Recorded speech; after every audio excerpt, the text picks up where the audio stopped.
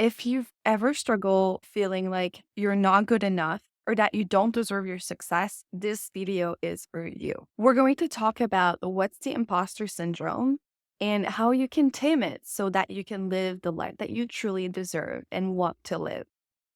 Hi, everybody. My name is Gabriella. I am a registered nurse psychotherapist and coach, and this is my lovely dog, Ozzy Osbourne. Gonna be just chilling in the back as usual.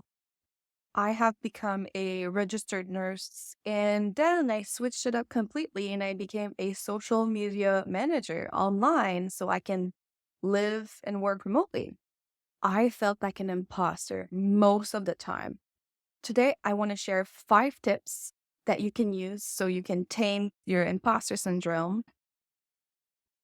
One of the biggest game changer for me was changing the way that I speak to myself. So, for example, instead of saying, I want to be a social media manager, what I would say, I am a social media manager. When I first started to call myself, I'm an entrepreneur, oh boy, that was sitting a little bit wrong. I was like, what did I do to become an entrepreneur? Did I just wake up being an entrepreneur?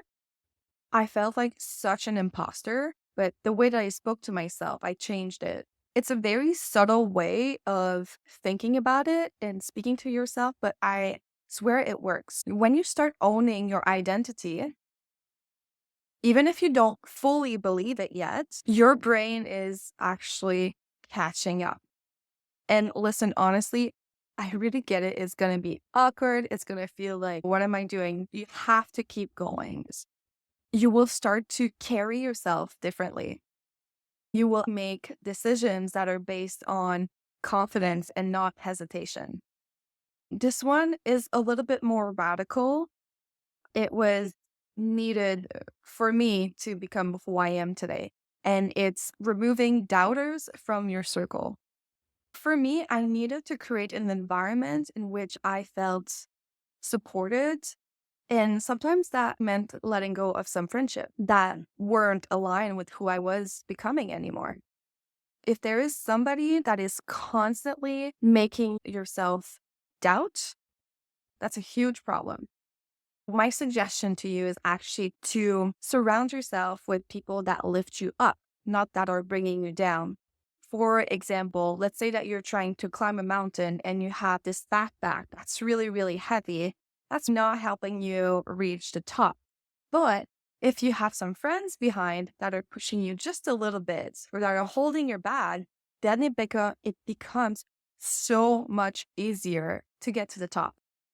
And there's actually one sentence that really changed the way I thought about my circle. And I'm sure that you've heard about this before. Think about it. If you're always surrounding yourself with people that are stuck in negativity and pessimism and that are just kind of brushing off your dreams. Now, let me just be clear that I'm not telling you to cut everybody off of your life. What I'm saying is that you need to protect your energy. You can spend more time with people that are aligning with you and maybe a little less time with people that are not aligning with you. It's mentors, friends, colleagues, you choose. Or maybe you can also follow people online that are empowering you or making you feel good and, just grabbing from that energy. That's what I did when I became an entrepreneur. And honestly, it can feel lonely at first to step away from your old circles, but it actually makes room for people that are more aligned with you. People who will cheer you, who will challenge you, who will lift you up and remind you of your worth on the days that you need a friend and that you're capable of doing what you want to do. You deserve to be surrounded with people who makes you feel seen, who makes you feel heard and empowered. And when you have that, you can do anything. You can create anything you want. Every expert were a beginner first. Nobody starts up as an expert.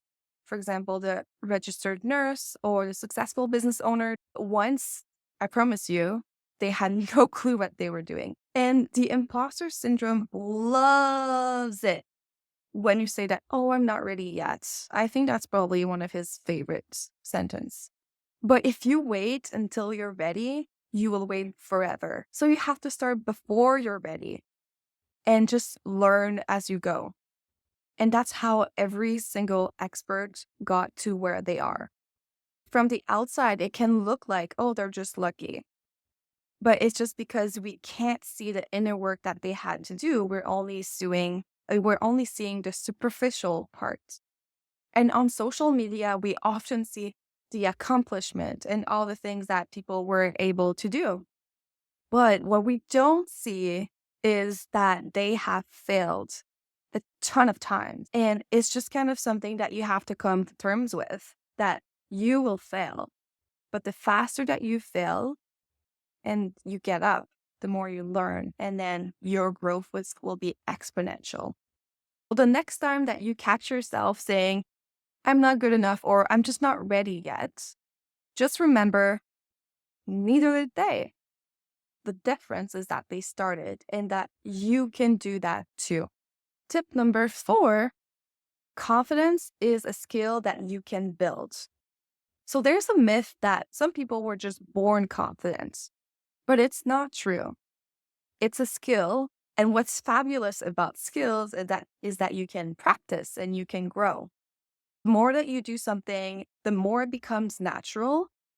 Like any other skills, the more you practice, the better you get at it. For me, I built confidence by pushing myself outside of my comfort zone. It was starting as an emergency nurse, starting a new career as a social media manager, making a YouTube video, or just even networking events. When I felt like an outsider, each experience made me realize, oh, actually, it's not as scary as I thought it was going to be. And I know that you too, you have that in your mind that's saying something, oh, it's not as scary as I thought. Think about a time where you were really scared of doing something and then you did it and then you came back home and you're like, oh my gosh, wow, that went so much better than I expected. Add it to the comments so that we can all learn from each other. If the imposter syndrome is holding you back, I encourage you to do one thing today that's a little bit outside of your comfort zone. Just a little something. It could be as simple as saying hi to somebody on the street that you don't know. Or maybe it's applying to this job. Or maybe it's posting something that's a little bit more personal on YouTube or any other social media platforms. And before you know it, you look back and see how far you've come. The more that you do it, the more that you'll realize that fear was often bigger than reality.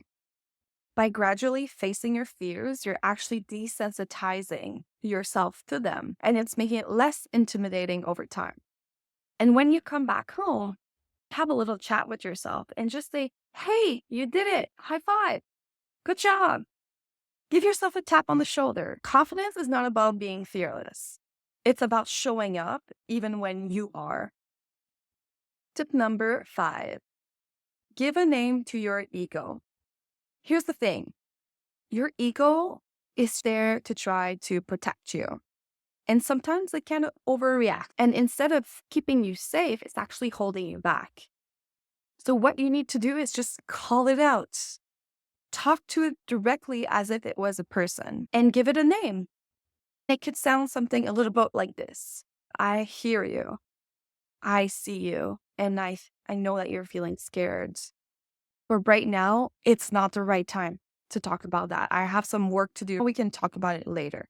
Naming your ego can be really helpful because it creates that distance between your thoughts and yourself.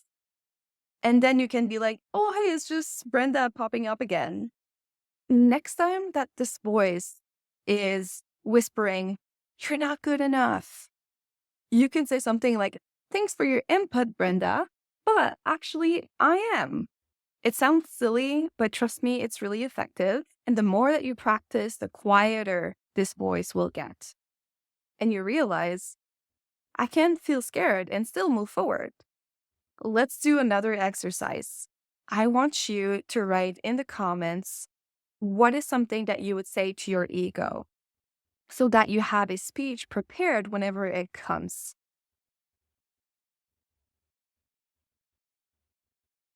So the imposter syndrome doesn't just disappear overnight. But with practice, you can reframe your thought and step into the confidence that you deserve. So let's do a quick recap.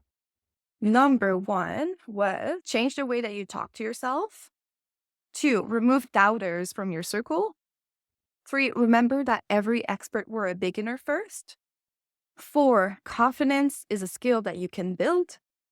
And five, give a name to your ego.